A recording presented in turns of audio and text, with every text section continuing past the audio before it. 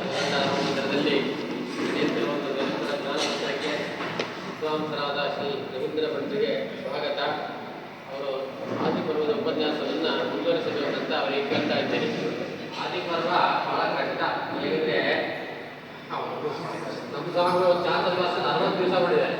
ಒಂದೇ ಮಾತ್ರ ಆಗಬೇಕು ಅಂತ ಎಲ್ಲ 60 ದಿವಸ ಮಾಡಿದ್ದಾರೆ ಅಲ್ವಾ. ಅದರಲ್ಲೂ 60 ದಿವಸ ಮಾಡಿದಾಗ ಸ್ವಲ್ಪ ಬಾಕಿ ಬಂದಿತ್ತು ಆಯ್ತು. ಒಂದೇ ಮಾತ್ರ ಮಾಡಬೇಕು ಅಂದರೆ ಅವರಿಗೆ ಕಷ್ಟ. ನಾವು ಸ್ವಲ್ಪ ಅಷ್ಟೇ ನೀವೇ ನಡೆಸ್ಕೊಡ್ಬೇಕಂತ ಕೇಳ್ಕೊಳ್ತೇವೆ.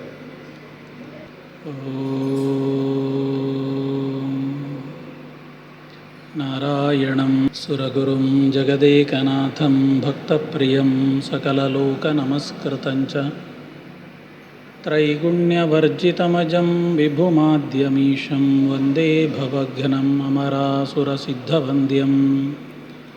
ನಾರಾಯಣಂ ನಮಸ್ಕೃತ್ಯ ನರಂ ಚೈವ ನರೋತ್ತಮಂ ದೇವೀಂ ಸರಸ್ವತೀಂ ವ್ಯಾಸಂ ತತೋ ಜಯಮುದೀರಯೇತ್. ಕೃಷ್ಣಂ ವಂದೇ ಮಂಥಪಾಶಧರಂ ದಿವ್ಯಾರ್ಭಕಾಕೃತಿಂ ಶಿಖಾಬಂಧತ್ರಯೋಪೇತಂ ಭೈಷ್ಮೀಮಧ್ವಕರಾರ್ಚಿತಂ. ಅಭ್ರಮಂ ಭಂಗರಹಿತಂ ಅಜಡಂ ವಿಮಲಂ ಸದಾ ಆನಂದತೀರ್ಥಮತುಲಂ ಭಜೆ ತಾಪತ್ರಯಾಪಹಂ. ಕಾಮಧೇನುರ್ಯಥಾ ಪೂರ್ವಂ ಸರ್ವಾಭೀಷ್ಟಫಲಪ್ರದಾ ತಥಾ ಕಲೌ ವಾದಿರಾಜಃ ಶ್ರೀಪಾದೋಭೀಷ್ಟದಃ ಸತಾಂ. ಶ್ರೀ ಗುರುಭ್ಯೋ ನಮಃ. ಮಹಾಭಾರತ ಚಿಂತನೆಯ 5ನೆಯ ದಿನದಲ್ಲಿ ಇವತ್ತು ನಾವು ಸೇರಿದ್ದೇವೆ. ಹತ್ತಾರು ಹೇಳಿದ ಹಾಗೆ ಆದಿಪರ್ವ ಅನ್ನುವುದು ಇತರ ಪರ್ವಗಳಿಗೆ ಹೋಲಿಸಿದಾಗ ಅತ್ಯಂತ ಕ್ಲಿಷ್ಟವಾದ ಭಾಗಗಳನ್ನು ಹೊಂದಿರುವಂಥದ್ದು. ಅದೆಲ್ಲವನ್ನು ಒಂದು ವಾರದಲ್ಲಿ ಮುಗಿಸುವುದಾಗಲಿ ಅಥವಾ ಎಲ್ಲದರ ಸಾರಾಂಶವನ್ನು ನಿರೂಪಿಸುವುದಾಗಲಿ ಎರಡೂ ಕೂಡ ತುಂಬ ಕಷ್ಟ ಸಾಧ್ಯವಾದ ಕೆಲಸ. ಅದನ್ನು ಆದಷ್ಟು ಶ್ರಮಪೂರ್ವಕವಾಗಿ ಒಂದು ವ್ಯವಸ್ಥೆಯಲ್ಲಿ ನಿಮ್ಮ ಮುಂದೆ ಇಡಲಿಕ್ಕೆ ಪ್ರಯತ್ನಿಸ್ತಾ ಇದ್ದೇನೆ. ನಿನ್ನೆ ಕೊನೆಯದಾಗಿ ನಾವು ಧೃತರಾಷ್ಟ್ರ, ಪಾಂಡು, ವಿದುರನ ಜನನ, ಯಮನ ಅಂಶದಿಂದ ವಿದುರ ಭೂಮಿಯಲ್ಲಿ ಹುಟ್ಟಿ ಬರಲಿಕ್ಕೆ ಇದ್ದ ಕಾರಣ, ಹುಟ್ಟುಕುರುಡನಾದ ಧೃತರಾಷ್ಟ್ರ ಯಾರೂ ಅಭಿಷೇಕವನ್ನು ಮಾಡದೆ ತಾನೇ ಸಿಂಹಾಸನದಲ್ಲಿ ಕೂತದ್ದು, ಪಾಂಡು ಕಾಡಿಗೆ ನಡೆದು ಅಲ್ಲಿ ಇಬ್ಬರು ಪತ್ನಿಯರಾದ ಕುಂತಿ ಮತ್ತು ಮಾದ್ರಿಯರಲ್ಲಿ ನಿಯೋಗದ ಮೂಲಕ 5 ಮಕ್ಕಳನ್ನು ಪಡೆದ ಕತೆ. ಅಲ್ಲಿ ಮಾದ್ರಿ ತೋರಿಸಿದ ಬುದ್ಧಿವಂತಿಕೆ, ಇನ್ನೊಂದು ಬಾರಿ ಮಂತ್ರೋಪದೇಶಕ್ಕೆ ಕೇಳಿದಾಗ ಕುಂತಿ ಆಗುವುದಿಲ್ಲ ಅಂದ ಭಾಗ. ಸುಮಾರು ಯಾವ ದಿನ ಭೀಮಸೇನ ಹುಟ್ಟಿದ್ದ ಅದೇ ದಿನ ಹಸ್ತಿನಾವತಿಯಲ್ಲಿ ದುರ್ಯೋಧನನ ಜನನವೂ ಆಯಿತು ಅನ್ನುವ ಕಥಾಭಾಗಗಳನ್ನೆಲ್ಲ ನಾವು ನೋಡಿತು. ಅಂತ್ಯದಲ್ಲಿ ಪಾಂಡವರಿಗೆ ಹೆಚ್ಚು ಕಡಿಮೆ 15 ವರ್ಷ ವಯಸ್ಸಿರುವಾಗ ಪಾಂಡುವಿನ ಮರಣಾನಂತರದಲ್ಲಿ ತನ್ನ 5 ಮಕ್ಕಳನ್ನು ಕರೆದುಕೊಂಡ ಕುಂತಿ ಹಸ್ತಿನಾವತಿಗೆ ತಿರುಗಿ ಬರ್ತಾಳೆ ಅನ್ನುವಲ್ಲಿಯವರೆಗಿನ ಕಥೆಯ ಸಾರಾಂಶವನ್ನು ನಿನ್ನೆಯ ದಿನ ನಾವು ಗಮನಿಸಿತ್ತು. ಇಲ್ಲಿ ಪಾಂಡವರು ಹಸ್ತಿನಾವತಿಗೆ ಬರುವ ಹೊತ್ತಿಗೆ ಅತ್ಲಾಗೆ ಭೂಮಿಯಲ್ಲಿ ಕೃಷ್ಣಾವತಾರವೂ ಕೂಡ ಆಗಿತ್ತು. ಈ ಸಾಮಾನ್ಯ ಒಂದು ಅಂದಾಜಿನ ಲೆಕ್ಕದಂತೆ ಪಾಂಡವರಿಗೆ ಮತ್ತು ಕೃಷ್ಣನ ವಯಸ್ಸಿನಲ್ಲಿ ಹೆಚ್ಚು ವ್ಯತ್ಯಾಸ ಇಲ್ಲ.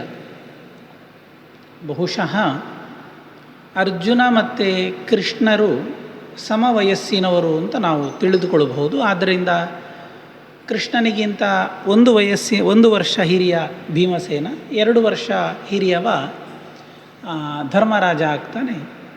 ಹೆಚ್ಚು ಕಡಿಮೆ ಒಂದೇ ಪ್ರಾಯದವರು ಅಂತ ನಾವು ಇಟ್ಟುಕೊಳ್ಬೋದು.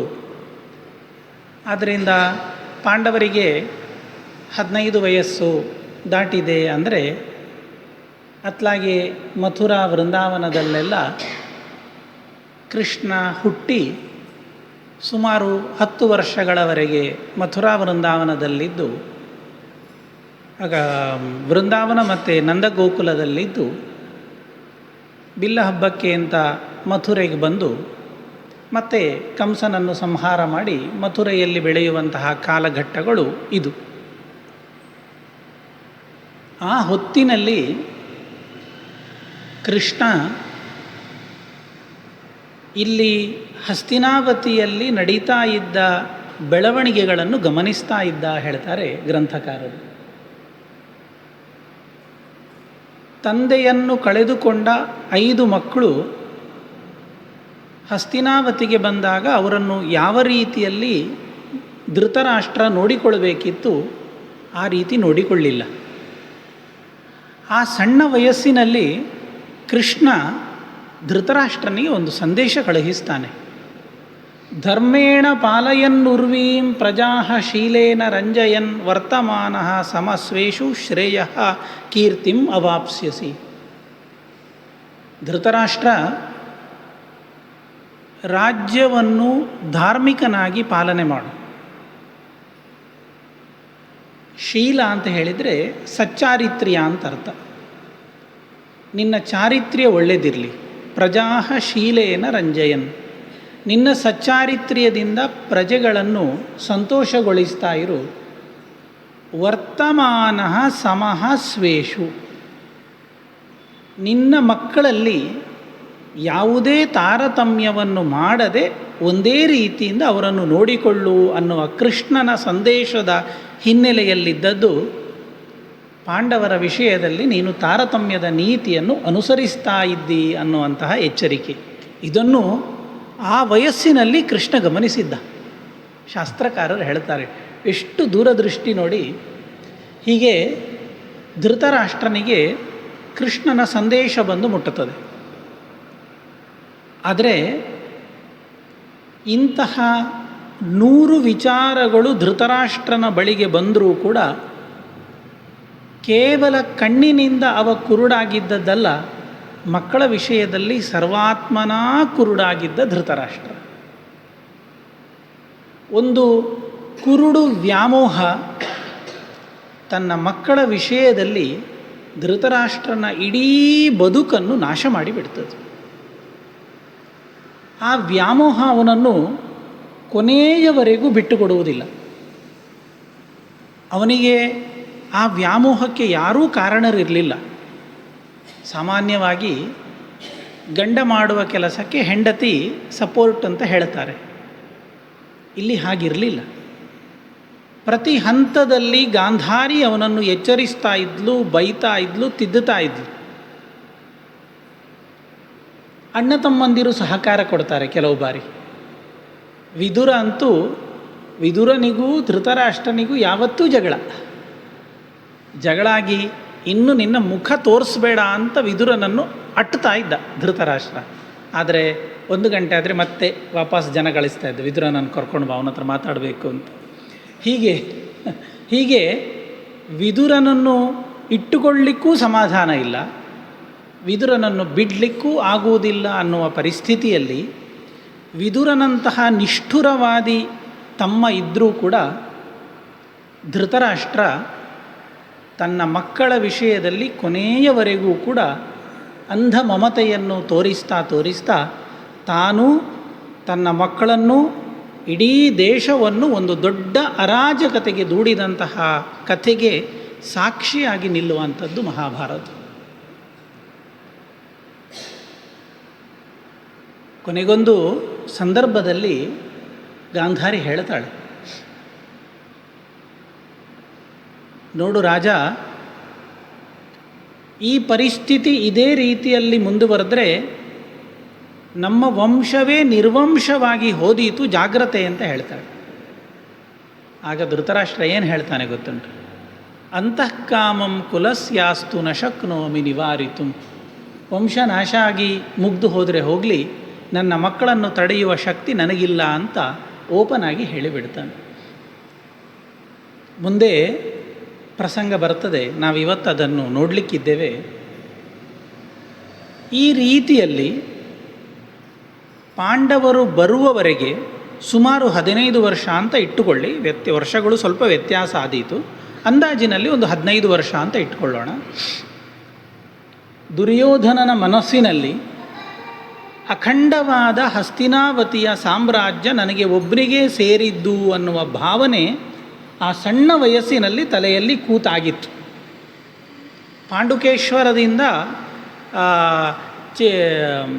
ಪಾಂಡುವಿನ ಮಕ್ಕಳು ಕುಂತಿ, ಮಾದ್ರಿ ಮತ್ತು 5 ಜನ ಹಿಂದಿರುಗಿ ಬರುವುದಿಲ್ಲ, ಸಾಮ್ರಾಜ್ಯ ಏನಿದ್ರೂ ನಾನೇ ಅನ್ನುವಂತಹ ವಿಚಾರ ದುರ್ಯೋಧನನ ಮನಸ್ಸಿನಲ್ಲಿ ಆ ಸಣ್ಣ ವಯಸ್ಸಿನಲ್ಲಿ ಕೂತಿತ್ತು. ಯಾವ ಹೊತ್ತಿನಲ್ಲಿ ಪಾಂಡವರು ಹಸ್ತಿನಾವತಿಗೆ ಬರ್ತಾರೆ, ಮೊದಲ ಬಾರಿಗೆ ಅವನ ಮನಸ್ಸಿನಲ್ಲಿ ಸಂಶಯ ಬೀಳ್ತದೆ, ಅಧಿಕಾರವನ್ನು ಇನ್ನೊಬ್ಬರಿಗೆ ಬಿಟ್ಟು ಕೊಡಬೇಕಾಗ್ತದೆ ಅಂತ. ಇವತ್ತು ನಾವು ರಾಜಕಾರಣಿಗಳಲ್ಲಿ ನೋಡ್ತೇವೆ, 2.5 ವರ್ಷ ಮಾಡಿ ಮತ್ತೆ ಇನ್ನೊಬ್ಬರಿಗೆ 2.5 ವರ್ಷ ಕೊಡಬೇಕು ಅಂದರೆ ಎಷ್ಟು ಕಷ್ಟ ಆಗ್ತದೆ, ಏನೆಲ್ಲ ರಂಪಾಟ ಮಾಡ್ತಾರೆ, ಏನೆಲ್ಲ ಪಿತೂರಿ ಮಾಡ್ತಾರೆ, ನಮ್ಮ ಕಣ್ಣು ಎದುರಿಗೆ ನಡೀತಾ ಉಂಟು. ಇದನ್ನು 100 ಪಟ್ಟು ಹೆಚ್ಚು ತೋರಿಸಿದವ ದುರ್ಯೋಧನ. ಸಿಂಹಾಸನ ನನಗೆ ಒಬ್ಬನಿಗೆ, ಅಖಂಡ ಸಾಮ್ರಾಜ್ಯ ಅಧಿಪತಿ ನಾನೇ ಅಂತ ತಿಳಿದುಕೊಂಡಂತಹ ದುರ್ಯೋಧನನಿಗೆ ಇದರಲ್ಲೂ ಪಾಲುಂಟು, ಇದಕ್ಕೂ ಪಾಲು ಕೇಳುವಂತಹ ವ್ಯಕ್ತಿಗಳು, ಅಧಿಕಾರಿಗಳಿದ್ದಾರೆ ಅನ್ನುವ ಮಾತು ಅವನಿಗೆ ಕೊನೆಯವರೆಗೂ ಕೂಡ ಸಹಿಸಿಕೊಳ್ಳಿಕ್ಕಾಗಲಿಲ್ಲ. ಅದರ ಪರಿಣಾಮವಾಗಿ ತನ್ನ ಸಣ್ಣ ವಯಸ್ಸಿನಿಂದಲೇ ಪಾಂಡವರ ವಿಷಯದಲ್ಲಿ ಮಾತ್ಸರ್ಯವನ್ನು, ಅಸದೃಶವಾದ ಸಿಟ್ಟನ್ನು, ಕ್ರೋಧವನ್ನು ಪ್ರದರ್ಶಿಸಲಿಕ್ಕೆ ಶುರು ಮಾಡ್ತಾನೆ. ಅದು ಪಾಂಡವರ ಮಧ್ಯದಲ್ಲಿ ಅವನ ಗುರಿ ಇದ್ದದ್ದು ಭೀಮಸೇನ ಮಾತ್ರ. ಯಾಕಂದರೆ ನಾನು ನಿನ್ನೆ ಹೇಳಿದ ಹಾಗೆ ಧರ್ಮರಾಜ 1 ವರ್ಷಕ್ಕೆ ದೊಡ್ಡವನಾಗ್ತಾನೆ, ಅರ್ಜುನ ಸಣ್ಣವನಾಗ್ತಾನೆ.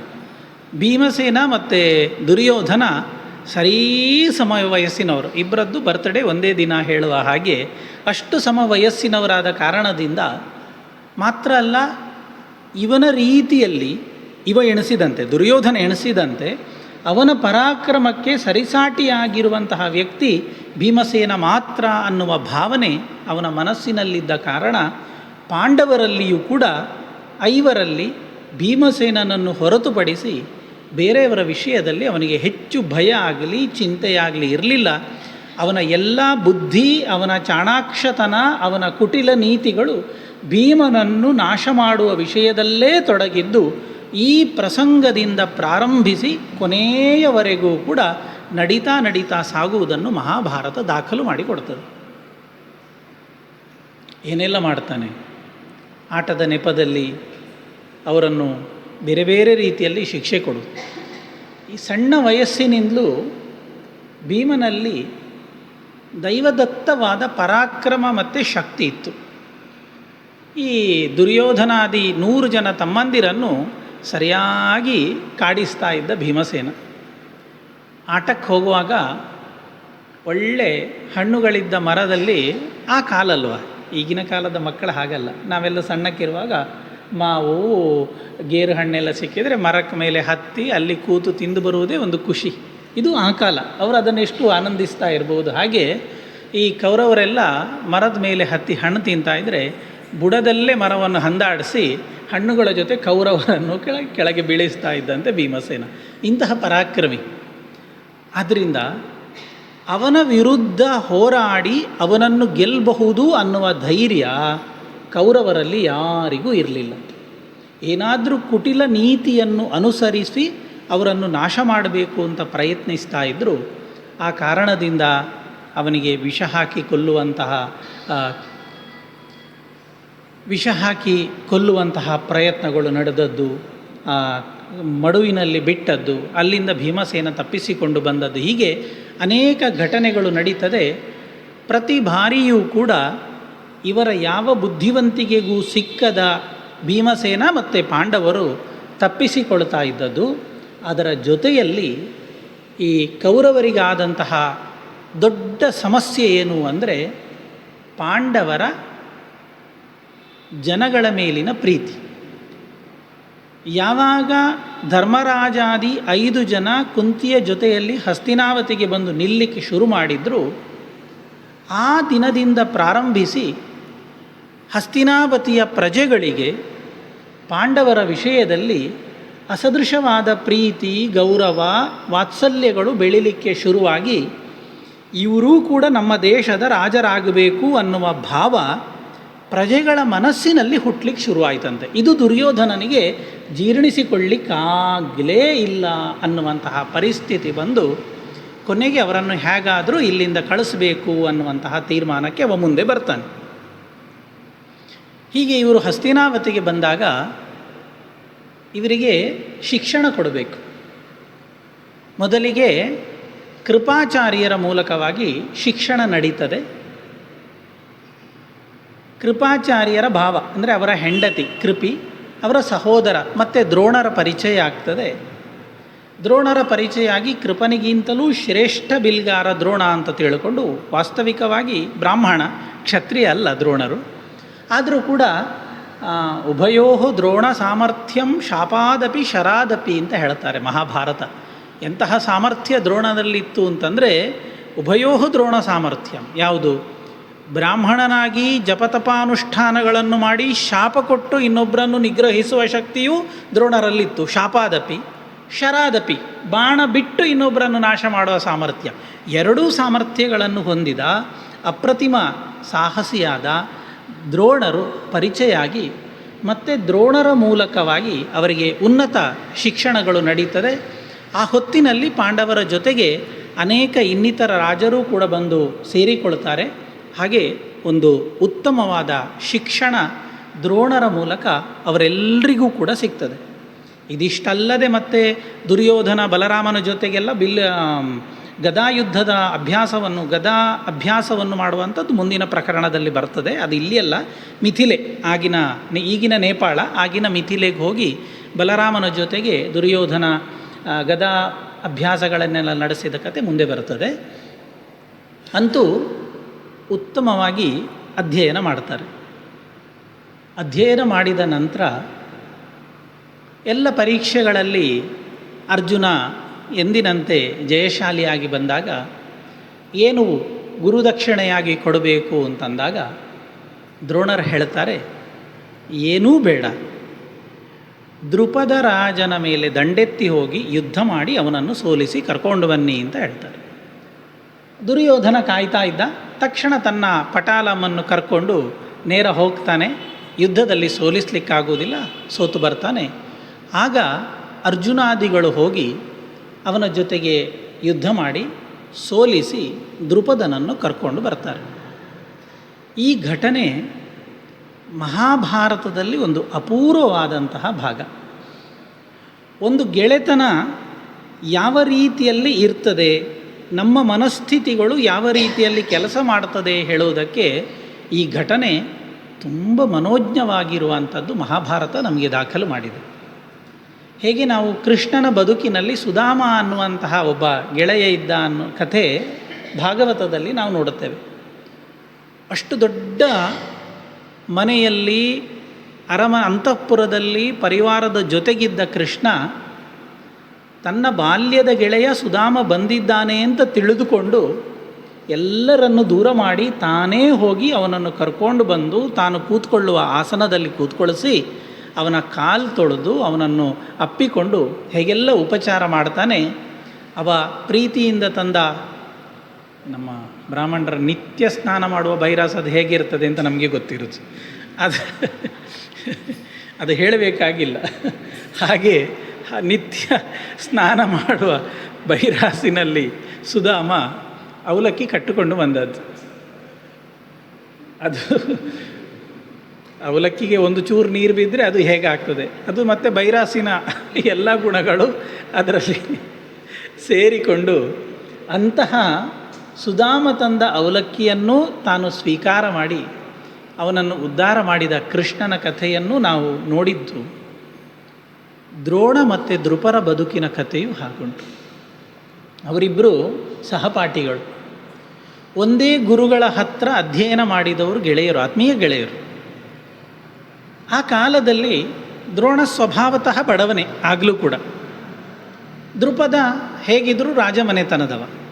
ಅವರಿಬ್ಬರು ಆತ್ಮೀಯವಾಗಿ ಮಾತಾಡಿಕೊಳ್ಳುವಾಗ ದ್ರುಪದ ದ್ರೋಣನ ಹತ್ರ ಹೇಳಿದ್ದಂತೆ, ದ್ರೋಣ, ನಿನ್ನ ಹತ್ರ ಹಣ ಇಲ್ಲ, ಸಂಪತ್ತಿಲ್ಲ ಅಂತ ಬೇಸರ ಮಾಡಬೇಡ. ನಮ್ಮ ಅಧ್ಯಯನ ಎಲ್ಲ ಮುಗಿಸಿದ ನಂತರ ನಾವು ವಾಪಸ್ ಹೋಗ್ತೇವಲ್ವ, ಆಗ ನನಗೆ ಹಿರಿಯರಿಂದ ಬಳುವಳಿಯಾಗಿ ಬಂದ ರಾಜ್ಯದ ಅಧಿಕಾರ ಸಿಗ್ತದೆ. ನಿನ್ನ ಬದುಕಿನಲ್ಲಿ ಏನಾದರೂ ಕಷ್ಟ ಬಂದರೆ ಸಂಕೋಚ ಇಲ್ಲದೆ ಈ ದ್ರುಪದನ ಹತ್ರ ಬಾ, ನಿನಗೆ ಬೇಕಾದ ಸಹಾಯವನ್ನು ನಾನು ಆ ಕಾಲದಲ್ಲಿ ಖಂಡಿತ ಮಾಡ್ತೇನೆ ಅಂತ ದ್ರುಪದ ದ್ರೋಣನಿಗೆ ದೊಡ್ಡ ಆಶ್ವಾಸನೆ ಕೊಟ್ಟಿದ್ದ. ಕಾಲ ಕಳೀತದೆ, ಅಧ್ಯಯನ ಎಲ್ಲ ಮುಗೀತದೆ, ಅವನಷ್ಟಕ್ಕೆ ಹೋಗ್ತಾನೆ, ಇವನಷ್ಟಕ್ಕೆ ಹೋಗ್ತಾನೆ. ಅವ ರಾಜ್ಯದ ಸಿಂಹಾಸನ ಸಿಕ್ಕಿ ರಾಜನಾಗ್ತಾನೆ. ದ್ರೋಣನನ್ನು ಹಿಂದಿನಂತೆ ಬಡತನ ಅನುಸರಿಸಿ ಬರ್ತಾ ಇರ್ತದೆ. ಬಡತನದಿಂದ ಹೊರಗೆ ಬರಲಿಕ್ಕೆ ದ್ರೋಣನಿಗೆ ಆಗುವುದೇ ಇಲ್ಲ. ಒಂದು ಬಾರಿ ತನ್ನ ಗಂಡನ ಕಷ್ಟದ ಪರಿಸ್ಥಿತಿಯನ್ನು ನೋಡಿದ ದ್ರೋಣನ ಹೆಂಡತಿ ಹೇಳಿದ ಪ್ರಕಾರ ದ್ರುಪದನ ಹತ್ರ ಬರ್ತಾನೆ. ಆ ಬಾಲ್ಯದಲ್ಲಿ ಕೊಟ್ಟ ಮಾತು ದ್ರುಪದನಿಗೆ ನೆನಪಿರಬಹುದು ಅಂತ ನಂಬಿದ ದ್ರೋಣ ದ್ರುಪದನ ಹತ್ರ ಬಂದರೆ ದ್ರುಪದ ಹೇಳ್ತಾನಂತೆ, ದ್ರೋಣ, ಹುಡುಗಾಟ ಆಡ್ತಾ ಇರುವಾಗ 100 ಮಾತುಗಳನ್ನು ಹೇಳ್ತೇವೆ. ಅದು ಹೇಳುವುದು, ಅದು ಇನ್ನೊಂದು ಹೇಳುವುದು, ಅದನ್ನು ತಿದ್ದು ಮಾಡಿ ಮತ್ತೊಂದು ಹೇಳುವುದು. ಮಕ್ಕಳ ಆಟಿಕೆಯಲ್ಲಿ ಆಡಿದ ಮಾತನ್ನು ನಂಬಿ ಇವತ್ತು ಮತ್ತೆ ಏನೋ ಬೇಕು ಅಂತ ನನ್ನ ಹತ್ರ ಕೇಳ್ತಾ ಬಂದಿದ್ಯಲ್ವ, ನಿನ್ನ ವ್ಯಕ್ತಿತ್ವದ ಬಗ್ಗೆ ನಿನಗೆ ನಾಚಿಕೆ ಆಗಬೇಕು ಅಂತ ಹೇಳ್ತಾನೆ ದ್ರುಪದ. ದ್ರೋಣನಿಗೆ ದೊಡ್ಡ ತಲೆ ಮೇಲೆ ಕಲ್ಲಿ ಎತ್ತಿ ಹಾಕಿದಾಗ ಆಗ್ತದೆ. ಇವ ಗೆಳೆಯ ಅವತ್ತು ಕೊಟ್ಟ ಮಾತನ್ನು ನಡೆಸ್ತಾನೆ ಅನ್ನುವ ನಂಬಿಕೆಯಲ್ಲಿ ಬಂದರೆ ಯಯೋರೇವ ಸಮಂವಯ ತಯೋ ಮೈತ್ರಿ ವಿವಾದಶ್ಚ ನೋತ್ತಮಾಧಮಯೋ ಕ್ವಚಿತ್ ಅಂತದೆ ಗ್ರಂಥ. ಯಾರತ್ರ ಗೆಳೆತನ ಶಾಶ್ವತವಾಗಿ ಉಳಿತದೆ ಅಂದರೆ ಯಾರಲ್ಲಿ ಸಂಪತ್ತು ಸರಿಯಾಗಿ ಉಂಟು, ಅದು ಮಾತ್ರ ಗೆಳೆತನ. ನೋತ್ತಮಾಧಮಯೋ ಕ್ವಚಿತ್. ಈಗ ನಾನು ಸಾಮ್ರಾಜ್ಯದ ಅಧಿಪತಿ, ನೀನೊಬ್ಬ ಬಡ ಬ್ರಾಹ್ಮಣ, ನಮ್ಮಿಬ್ಬರ ಮಧ್ಯದಲ್ಲಿ ಯಾವುದೋ ಒಂದು ಕಾಲದಲ್ಲಿ ಆಗಿ ಹೋದ ಮಾತು ಕಥೆ ಅದನ್ನಿಟ್ಟುಕೊಂಡು ನೀನು ಬರುವಂಥದ್ದು, ಹೀಗೆಲ್ಲ ಮಾಡಬೇಡ, ನನ್ನಿಂದ ಏನನ್ನೂ ನಿರೀಕ್ಷೆ ಮಾಡಬೇಡ ಅಂತ ದ್ರೋಣನನ್ನು ಅಪಮಾನ ಮಾಡಿ ಅಲ್ಲಿಂದ ಕಳುಹಿಸ್ತಾನೆ. ಆ ದಿವಸ ದ್ರೋಣ ತೀರ್ಮಾನ ಮಾಡಿದ, ನಿನ್ನ ಅಹಂಕಾರಕ್ಕೆ ನಾನು ಮದ್ದು ಅರ್ಧೇ ತೀರ್ತೇನೆ ಅಂತ ಅವತ್ತು ತೀರ್ಮಾನ ಮಾಡಿ ಇವರಿಗೆಲ್ಲ ವಿದ್ಯಾಭ್ಯಾಸವನ್ನು ಕೊಟ್ಟು ಅರ್ಜುನನನ್ನು ಮಹಾಬಿಲ್ಗಾರನನ್ನಾಗಿ ಮಾಡಿ ಗುರು ದಕ್ಷಿಣೆ ಏನು ಬೇಕು ಕೇಳುವಾಗ ದ್ರುಪದ ಬೇಕು ಅಂತಂದ. ಅದರ ಕಥೆ ಹಿನ್ನೆಲೆ ಇಷ್ಟು ಕಥೆ ಉಂಟು. ಸರಿ, ದ್ರೋಣ ಆಸನದಲ್ಲಿ ಕೂತಿದ್ದಾನೆ. ಶಿಷ್ಯಂದಿರು 5 ದ್ರುಪದನನ್ನು ಕಟ್ಟಿ ಹಾಕಿ ದ್ರೋಣನ ಕಾಲಿನ ಹತ್ರ ನಿಲ್ಲಿಸಿದ್ದಾನೆ. ಆಗ ದ್ರೋಣ ಹೇಳ್ತಾನಂತೆ, ಯಾರು ನೀನು? ದ್ರೋಣ, ಗುರ್ತಾಗಲಿಲ್ವ, ನಾನು ನಿನ್ನ ಗೆಳೆಯ. ಗೆಳೆತನಕ್ಕೆ ಇಬ್ಬರಿಗೂ ಸರಿಯಾದ ಸ್ಥಾನ ಬೇಕು. ಈಗ ನೀನು ರಾಜ್ಯವನ್ನು ಕಳ್ಕೊಂಡು ಸೋತು ಬೀದಿಗೆ ಬಂದಿರುವಂತಹ ಬಿಕಾರಿ. ನನ್ನ ಶಿಷ್ಯರೀಗ ರಾಜ್ಯವನ್ನು ಗೆದ್ದು ನನಗೆ ಕೊಟ್ಟಿದ್ದಾರೆ, ಆದ್ದರಿಂದ ನಾನು ಸಿಂಹಾಸನದಲ್ಲಿದ್ದೇನೆ, ನೀನು ನೆಲದಲ್ಲಿದ್ದಿ, ನಿನ್ನ ಜೊತೆಗೆ ನನಗೆ ಯಾವುದೇ ಗೆಳೆತನ ಇಲ್ಲ ಅಂತ ಅನೇಕ ವರ್ಷಗಳ ಹಿಂದಿನ ಮಾತನ್ನು ಮತ್ತೆ ದ್ರೋಣ ವಾಪಸ್ ಮುಟ್ಟಿಸ್ತಾನೆ. ಅನೇಕ ಮಾತುಕತೆಗಳು ನಡೀತದೆ. ಕೊನೆಗೆ ದ್ರೋಣ ಹೇಳ್ತಾನೆ, ನಿನ್ನಷ್ಟು ಹುಚ್ಚು ನನಗಿಲ್ಲ, ಒಂದು ಕೆಲಸ ಮಾಡು, ಈ ನನ್ನ ಶಿಷ್ಯರು ಗೆದ್ದು ತಂದ ರಾಜ್ಯದಲ್ಲಿ ಅರ್ಧ ರಾಜ್ಯವನ್ನು ನಾನು ನಿನಗೆ ವಾಪಸ್ ಕೊಡ್ತೇನೆ, ಅರ್ಧ ರಾಜ್ಯ ನೀನು ಇಟ್ಟುಕೊಳ್ಳು, ಅರ್ಧ ರಾಜ್ಯವನ್ನು ನಾನಿಟ್ಟುಕೊಳ್ತೇನೆ ಅಂತ ದ್ರುಪದನ ರಾಜ್ಯ ತನ್ನ ಶಿಷ್ಯರು ಯುದ್ಧ ಮಾಡಿ ಗೆದ್ದು ತಂದದ್ರಲ್ಲಿ ಅರ್ಧ ಅವನಿಗೆ ಕೊಟ್ಟು ಅರ್ಧ ತಾನಿಟ್ಕೊಳ್ತಾನೆ. ದ್ರೋಣ ತನಗೆ ಬೇಕು ಅಂತ ಇಟ್ಟುಕೊಂಡಂತಹ ರಾಜ್ಯದ ಭಾಗ ಏನುಂಟು ಅದಕ್ಕೆ ದ್ರೋಣಗಿರಿ, ದ್ರೋಣಪುರ ಅಂತೆಲ್ಲ ಕರೀತಾರೆ. ಇವತ್ತು ನಾವು ಡೆಹ್ರಾಡೂನ್ ಅಂತ ಕರಿತೇವೆ ನೋಡಿ, ಅದೇ ಬದರಿಗೆ ಹೋಗುವಾಗ, ಹರಿದ್ವಾರಕ್ಕೆ ಹೋಗುವಾಗ ಸಿಗ್ತದೆ ಡೆಹ್ರಾಡೂನು ಅಂತ. ಅದು ಭೀಷ್ಮ ದ್ರುಪದನಿಂದ ಪಡೆದುಕೊಂಡಂತಹ ಜಾಗ ಹೇಳ್ತಾರೆ. ಹೀಗೆ ದ್ರೋಣನಿಗೆ ಅಪಮಾನ ಮಾಡಿ ತನ್ನ ಶಿಷ್ಯರ ಮೂಲಕವಾಗಿ ಶಿಕ್ಷೆ ಕೊಡಿಸ್ತಾನೆ. ಈ ಎಲ್ಲ ಭಾಗಗಳನ್ನು ಕೂಡ ಮಹಾಭಾರತ ಈ ಸನ್ನಿವೇಶದಲ್ಲಿ ಹೇಳುತ್ತದೆ. ಇಂತಹ ಪರಾಕ್ರಮಿಯಾದ ದ್ರೋಣನಿಗೆ ಒಬ್ಬ ಮಗ ಇದ್ದ, ಅಶ್ವತ್ಥಾಮ ಅಂತ. ಎಲ್ಲ ವಿಷಯದಲ್ಲೂ ಸರಿಯಾಗಿದ್ದ ದ್ರೋಣನಿಗೆ ಒಂದೇ ಒಂದು ದೌರ್ಬಲ್ಯ ಅಂದರೆ ತನ್ನ ಮಗ. ಅದು ಪ್ರಾರಂಭದಿಂದ ಮಹಾಭಾರತ ಎಷ್ಟು ಚೆನ್ನಾಗಿ ಹೇಳ್ತದೆ ಅಂತಂದರೆ, ಎಲ್ರಿಗೂ ಒಟ್ಟಿಗೆ ವಿದ್ಯಾಭ್ಯಾಸ, ಅಶ್ವತ್ಥಾಮನನ್ನು ಸೇರಿಸಿಕೊಂಡು. ಆದರೆ ದ್ರೋಣರಲ್ಲಿ ತನ್ನ ಮಗ ಹೆಚ್ಚು ಕಲಿಬೇಕು ಅನ್ನುವಂತಹ ಒಂದು ಆಸೆ ಒಳಗಿನಲ್ಲಿತ್ತಂತೆ. ಆ ಕಾಲದಲ್ಲಿ ಗುರುಕುಲದಲ್ಲಿದ್ದಾಗ ವಿದ್ಯಾರ್ಥಿಗಳೆಲ್ಲ ಬೇರೆ ಬೇರೆ ಕೆಲಸ ಮಾಡಬೇಕು ಸ್ವಾಭಾವಿಕವಾಗಿ, ಅದು ರಾಜನ ಮಕ್ಕಳಾಗಲಿ ಇತರರೇ ಆಗಲಿ, ಅದರಲ್ಲಿ ಏನು ವಿನಾಯಿತಿ ಇರಲಿಲ್ಲ. ನೀರು ತರಲಿಕ್ಕಿದ್ರೆ 10 ಜನ ವಿದ್ಯಾರ್ಥಿಗಳಿಗೆ ಒಂದೊಂದು ಕೊಡಪಾನವನ್ನು ಕೊಟ್ಟು ಎಷ್ಟೋ ದೂರದಿಂದ ನೀರು ತರಬೇಕು. ಸುಮಾರು ಹೊತ್ತು ತಾಗ್ತಾ ಇತ್ತು, ಬೇಗ ಆಗ್ತಾ ಇದ್ದ ಕೆಲಸ ಅಲ್ಲ. ಹಾಗೆ ತರಲಿಕ್ಕೆ ತಂದ ನಂತರದಲ್ಲಿ ಪಾಠ. ಎಲ್ರಿಗೂ ದ್ರೋಣ ಒಂದೊಂದು ಕೊಡಪಾನ ಕೊಡುವವ. ತನ್ನ ಮಗನಿಗೆ ದೊಡ್ಡ ಬಾಯಿ ಇರುವ ಸಣ್ಣ ಕೊಡಪಾನ ಕೊಡ್ತಾ ಇದ್ದಂತೆ ದ್ರೋಣ. ಅದರ ಮುಖ ದೊಡ್ಡದು, ಪಾತ್ರೆ ಸಣ್ಣದು. ಯಾಕೆ? ಅದಕ್ಕೆ ಬೇಗ ನೀರು ತುಂಬಿಸಿ ನನ್ನ ಮಗನಿಗೆ ಬೇಗ ಬರಲಿಕ್ಕಾಗ್ತದೆ, ಬೇರೆಯವರಿಗಿಂತ ನನ್ನ ಮಗ ಬೇಗ ಬಂದರೆ ಅವನಿಗೆ ಹೆಚ್ಚಿನ ಪಾಠ ಮಾಡಬಹುದು ಅಂತ ಆ ರೀತಿಯಲ್ಲಿ ದ್ರೋಣ ಯೋಚನೆ ಮಾಡಿ ತನ್ನ ಮಗ ಅಶ್ವತ್ಥಾಮನ ವಿಷಯದಲ್ಲಿ ತುಂಬ ಪೊಸೆಸಿವ್ ಅಂತ ಹೇಳ್ತೇವಲ್ಲ, ಆ ರೀತಿಯಲ್ಲಿ ನಡೆದುಕೊಳ್ತಾ ಇದ್ದಂತಹ ಭಾಗದ ಅಂಶಗಳನ್ನೆಲ್ಲ ನಾವು ಈ ಸಂದರ್ಭದಲ್ಲಿ ನೋಡ್ತೇವೆ. ಹೀಗೆ ಅವರ ಕೈಯಲ್ಲಿ, ದ್ರೋಣರ ಕೈಯಲ್ಲಿ ಪಾಂಡವರಿಗೂ ಕೌರವರಿಗೂ ಅನೇಕ ವರ್ಷಗಳವರೆಗೆ ವಿದ್ಯಾಭ್ಯಾಸ ನಡೀತದೆ. ಅದಾದ ನಂತರದಲ್ಲಿ ಮತ್ತೆ ಒಂದೊಂದು ಕಥೆಗಳು ಮುಂದುವರಿತಾ ಹೋಗ್ತದೆ.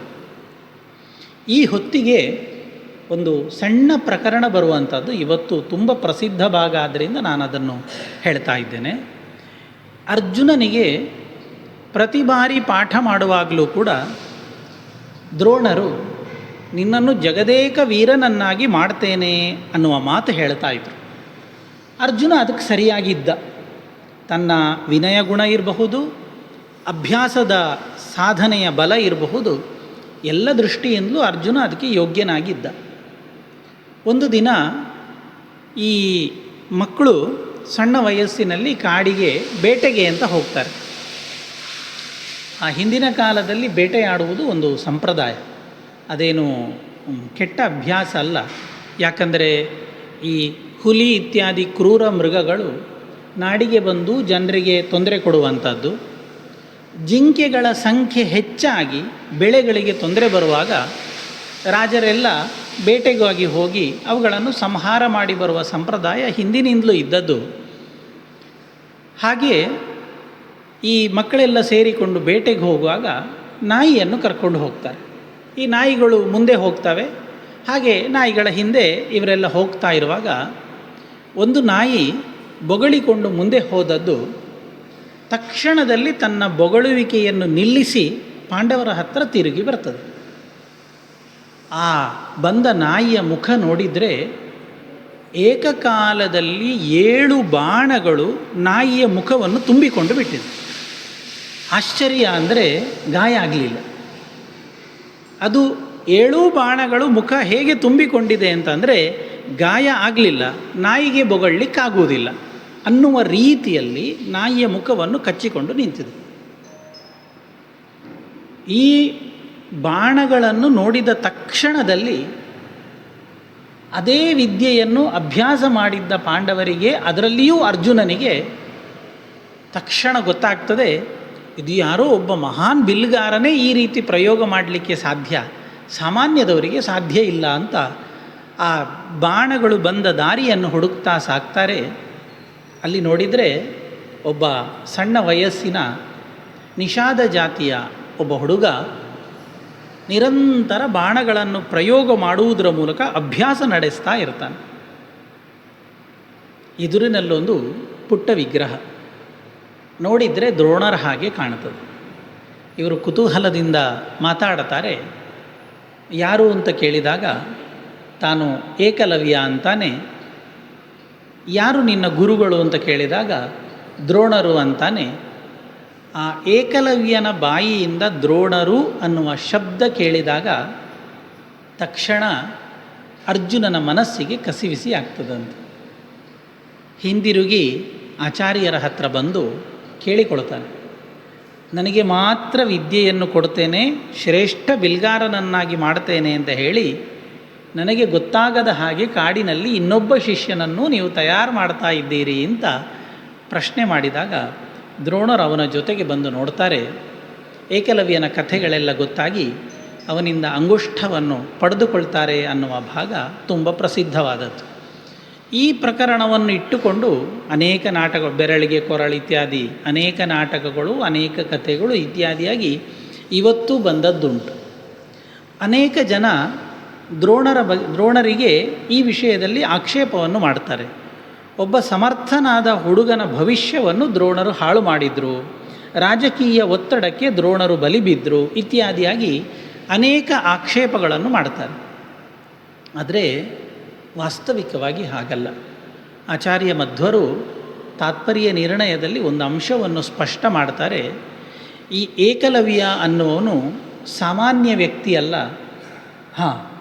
ಅವನ ಕೈಯಲ್ಲಿ ಇಂತಹ ಅಪೂರ್ವವಾದ ಅಸ್ತ್ರ ಶಸ್ತ್ರ ಪ್ರಯೋಗದ ವಿದ್ಯೆ ಸಿಕ್ಕಿತ್ತು ಅಂತಾದರೆ ಅದರಿಂದ ಲೋಕಕ್ಕೆ ಅಪಾಯ ಆಗುವಂತಹ ಸಾಧ್ಯತೆ ಹೆಚ್ಚುಂಟು.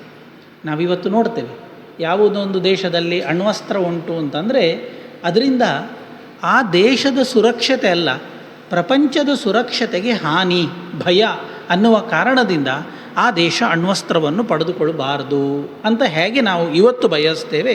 ಇವತ್ತಿನ ಕಾಲದಲ್ಲಿ ಯುದ್ಧಗಳೆಲ್ಲ ನಡೀತಾ ಇರುವಂಥದ್ದು ಆ ಹಿನ್ನೆಲೆಯಲ್ಲಿ. ಅವನ ಕೈಯಲ್ಲಿರುವ ಅಸ್ತ್ರ ಅದು ಲೋಕಕ್ಕೆ ಅಪಾಯಕಾರಿ ಅಂತ. ಅದೇ ರೀತಿಯಲ್ಲಿ ಏಕಲವ್ಯನ ಬಳಿಯಲ್ಲಿರುವಂತಹ ಅಸ್ತ್ರ ಮತ್ತು ಶಸ್ತ್ರಗಳು ಅದರಿಂದ ಸಮಾಜಕ್ಕೆ ಒಳ್ಳೆಯದಾಗುವುದಿಲ್ಲ, ಅವನ ಉದ್ದೇಶವಾಗಲಿ ಅವನ ಕೆಲಸವಾಗಲಿ ಅದು ನೇರ ದಾರಿಯಲ್ಲಿ ಸಾಗುವುದಿಲ್ಲ ಅನ್ನುವ ಕಾರಣದಿಂದ ಆ ದ್ರೋಣರು ವಾಸ್ತವಿಕವಾಗಿ ಹಾಗೆ ಮಾಡಿದ್ದು ಅನ್ನೋದು ಆಚಾರ್ಯ ಮಧ್ವರು ತಾತ್ಪರ್ಯ ನಿರ್ಣಯದಲ್ಲಿಯೂ ಇದಕ್ಕೆ ಬೇಕಾದ ಅಂಶಗಳನ್ನು ಕೊಡ್ತಾರೆ.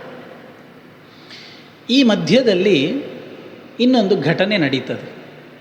ಅದೇನು ಅಂದರೆ, ಈ ಪಾಂಡವರ ಪ್ರಸಿದ್ಧಿ ದಿನೇ ದಿನೇ ಹೆಚ್ಚುತ್ತಾ ಇರುವಾಗ ಏನು ಮಾಡಿದ್ರೂ ಕೂಡ ಅವರನ್ನು ಸೋಲಿಸಲಿಕ್ಕೆ ಸಾಧ್ಯ ಇಲ್ಲ, ಅವರ ಎದುರಿಗೆ ನಿಂತು ಹೋರಾಡಿ ಹೆಸರು ಗಳಿಸಲಿಕ್ಕೆ ಸಾಧ್ಯ ಇಲ್ಲ ಅಂತಂದಾಗ ದುರ್ಯೋಧನನಿಗೆ ಹೊಸ ಒಂದು ಟ್ರೈನಿಂಗ್ ಕೊಡಬೇಕು ಅಂತ ಶಕುನಿ ಯೋಚನೆ ಮಾಡ್ತಾನೆ. ಆ ನೀತಿ ಅಂದರೆ ಉಪಾಯ, ನಮ್ಮ ಇಂಗ್ಲೀಷಲ್ಲಿ ಟ್ರಿಕ್ಸ್ ಅಂತ ಹೇಳ್ತೇವಲ್ಲ ಹಾಗೆ ಉಪಾಯಗಳನ್ನು, ಒಂದು ನೀತಿಯನ್ನು ಅವನಿಗೆ ಉಪದೇಶ ಮಾಡಬೇಕು ಅಂತ ಶಕುನಿ ಯೋಚನೆ ಮಾಡ್ತಾನೆ. ಅದಕ್ಕೋಸ್ಕರ ಗಾಂಧಾರ ದೇಶದಿಂದ, ಈಗಿನ ಅಫ್ಘಾನಿಸ್ತಾನ, ಅಲ್ಲಿಂದ ಕಣಿಂಕ ಅನ್ನುವಂತಹ ಒಬ್ಬ ವ್ಯಕ್ತಿಯನ್ನು ಕರೆದುಕೊಂಡು ಬಂದು ರಹಸ್ಯದಲ್ಲಿ ಹೊರಗೆ ಯಾರಿಗೂ ಗೊತ್ತಾಗದೇ ಇರುವ ರೀತಿಯಲ್ಲಿ ಕಣಿಂಕನನ್ನು ಇಟ್ಟುಕೊಂಡು ಈ ದುರ್ಯೋಧನಾದಿಗಳಿಗೆ, ಅವನ ಒಂದು ದುರ್ಯೋಧನ ಮತ್ತು ಅವನ ಟೀಮ್ ಇದಕ್ಕೆ ಬೇಕಾದಂತಹ ಒಂದು ಉಪದೇಶವನ್ನು ಶಕುನಿ ತಾನಿದ್ದು ನಡೆಸ್ತಾನೆ ಅಂತದೆ ಮಹಾಭಾರತ. ಅದು ಒಂದು ಅಪೂರ್ವವಾದ ಭಾಗ. ಅಪೂರ್ವ ಅಂದರೆ ಒಳ್ಳೆಯತನದಲ್ಲಲ್ಲ, ಕೆಟ್ಟತನದಲ್ಲಿ. ಹೀಗೂ ಹಿಂದಿನ ಕಾಲದಲ್ಲಿ ಯೋಚನೆಯನ್ನು ನಡೆಸ್ತಾ ಇದ್ದರು. ಇವತ್ತಿನ ನಮ್ಮ ರಾಜಕೀಯಕ್ಕೂ ಮತ್ತು ಕಣಿಂಕ ನೀತಿಗೂ ನಾವು ಹೋಲಿಸಿತ್ತು ಅಂತಾದರೆ ಭಾರಿ ಸಾಮ್ಯತೆ ಉಂಟು.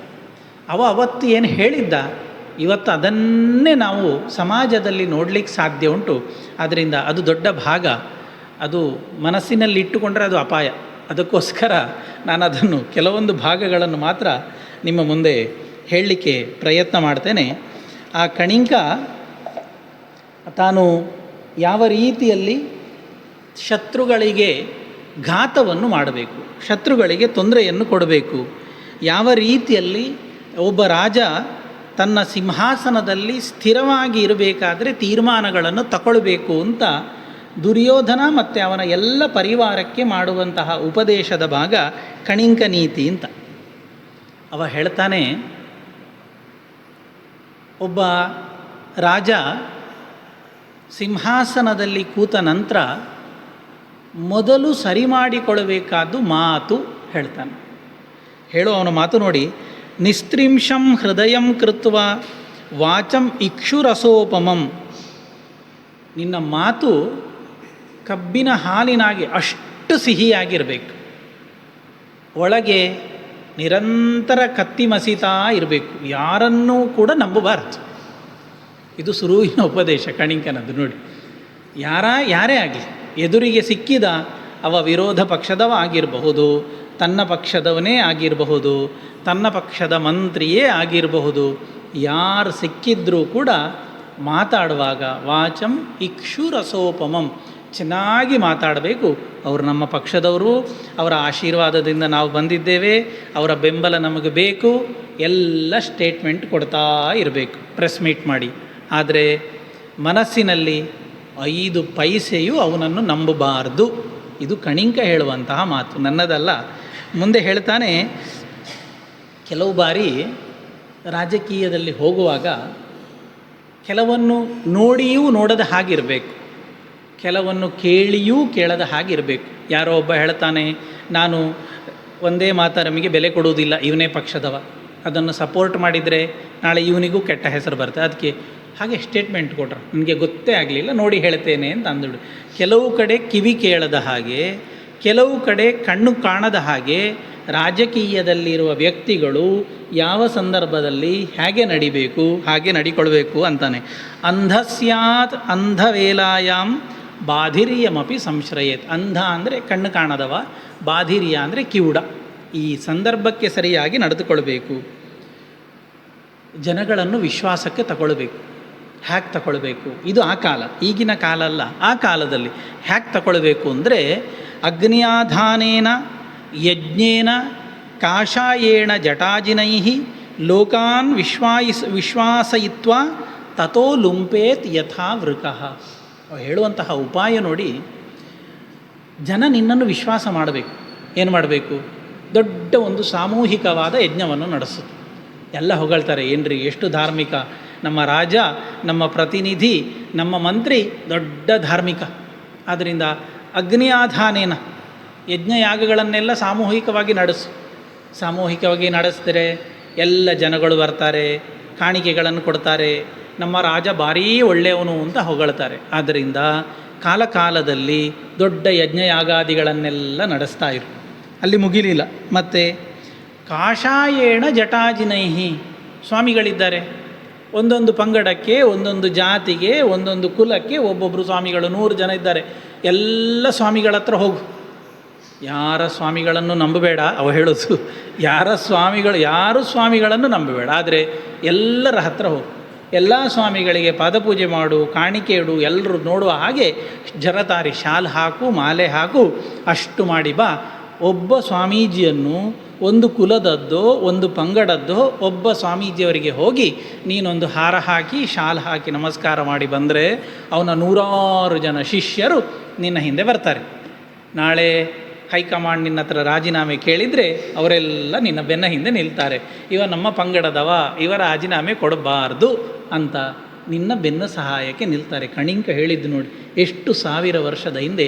ಅಗ್ನಿಯಾಧಾನೇನ ಕಾಷಾಯೇಣ ಜಟಾಜಿನೈಹಿ ಲೋಕಾನ್ ವಿಶ್ವಾಸಯಿತ್ವ, ಎಲ್ಲ ಜನರನ್ನು ನಿನ್ನ ಈ ನಾಟಕದ ಮೂಲಕವಾಗಿ ಹಾಗೆ ಹೇಳ್ತಾನೆ. ಲೋಕಾನ್ ವಿಶ್ವಾಸಯಿತ್ವ, ಜನರನ್ನೆಲ್ಲ ವಿಶ್ವಾಸದಿಂದ ಮಾಡಿ ಅವರ ನಂಬಿಕೆಯನ್ನು ಗಳಿಸಿಕೊಂಡು, ನಮ್ಮ ರಾಜ ಅಂದರೆ ರಾಜ ಒಳ್ಳೆ ದೈವಭಕ್ತ, ಸಂಸ್ಕೃತ ಶ್ಲೋಕ ಹೇಳ್ತಾನೆ, ಎಲ್ಲ ಸ್ವಾಮಿಗಳ ಹತ್ರ ಹೋಗ್ತಾನೆ, ಎಲ್ರಿಗೂ ಬೇಕಾದ್ದು ಮಾಡ್ತಾನೆ, ಹೊಸ ಕಚೇರಿ ಮಾಡಿದರೆ ಪೂಜೆ ಮಾಡ್ತಾನೆ, ಎಲ್ಲ